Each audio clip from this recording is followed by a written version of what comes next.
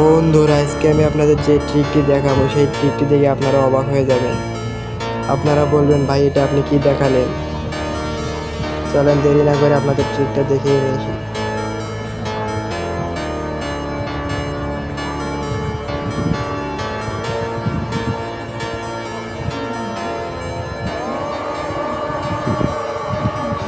রাস্তায় এসে RGS টুলে রিক লেগে সার্চ দিলাম, এবার টিক মার্ক করে দিলাম। দেখেন আমাকে অ্যালবামে নিয়ে এসেছে।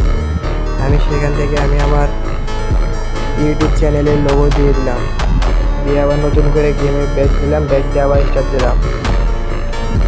দেখেন আমি আবার গেমে চলে এসেছি।